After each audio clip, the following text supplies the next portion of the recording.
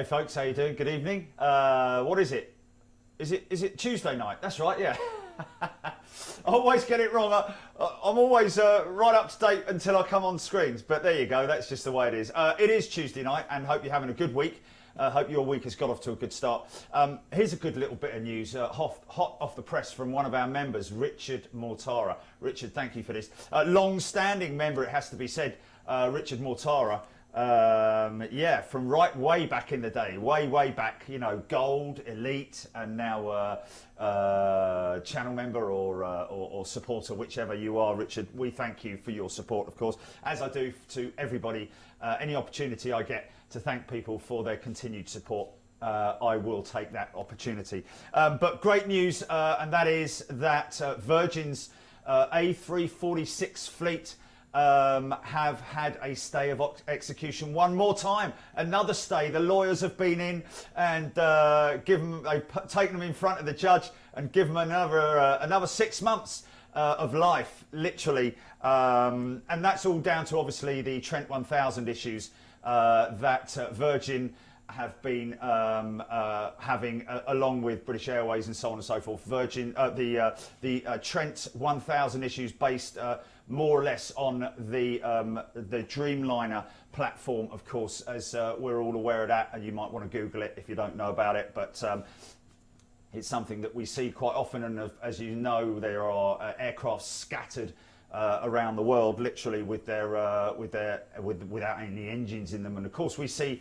regular low loaders coming into London Heathrow and coming out of Heathrow with Trents slung on the back of them.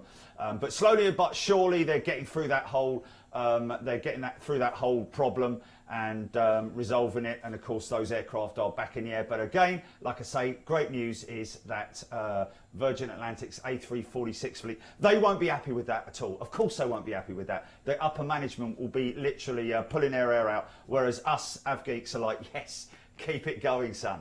You know, so we've got a little bit more time to enjoy those A346s, whole 6 months of it, to be exact. Okay, just a quick one to let you guys know, specifically our members, that tomorrow's show, the midweek show, is only for our members. Once again, the guys at East Midlands have been very kind in allowing us airside access to document their Black Friday, the run up to Black Friday, as well as obviously the pre-Christmas rush that they're now experiencing in their cargo section. Now, of course, EMA is a very successful commercial airport for passengers.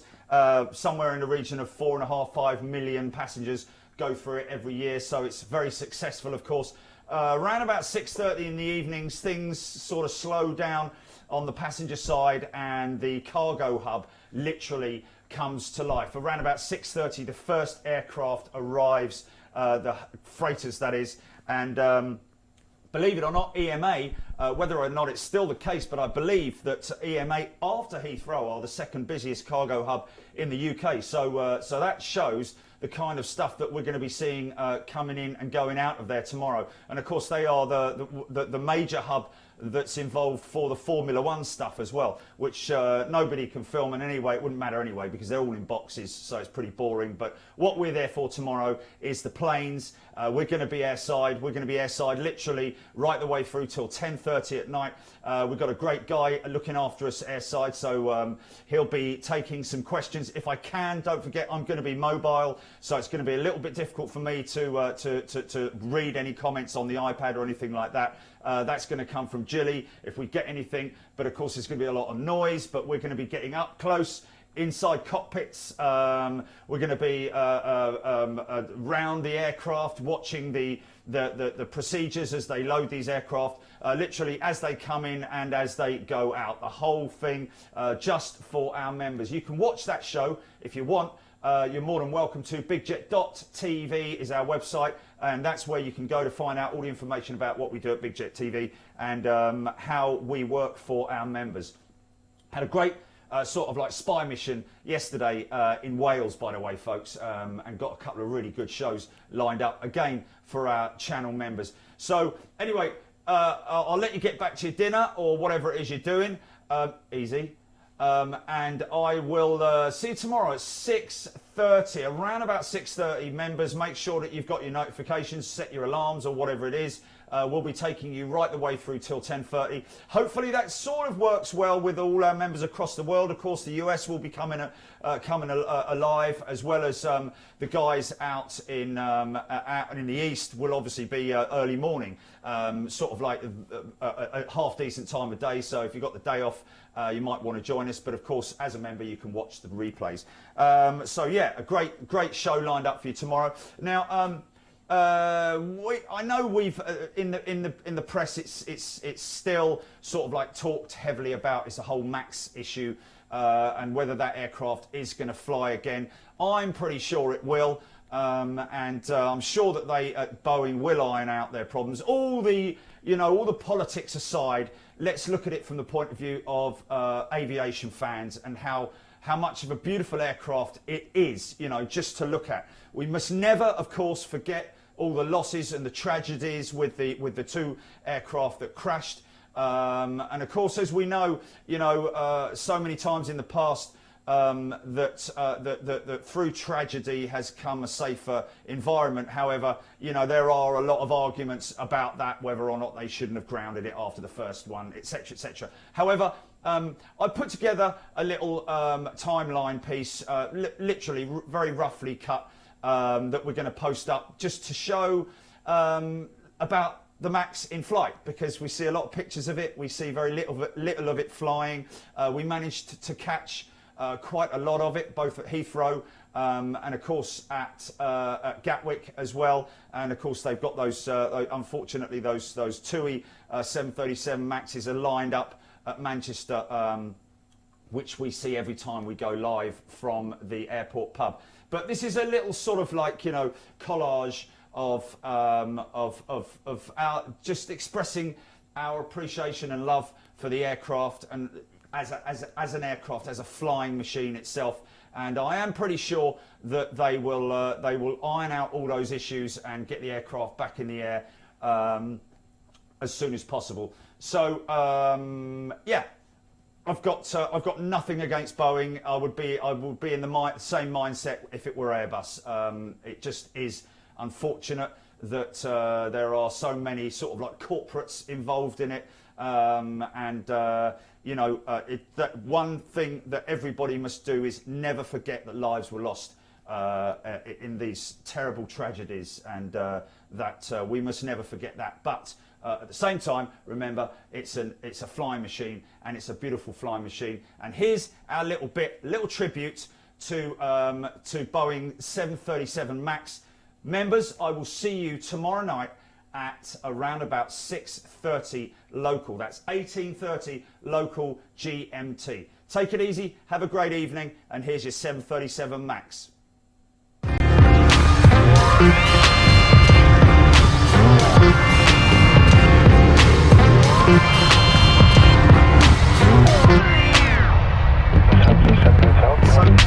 This is quite annoying, has to be said.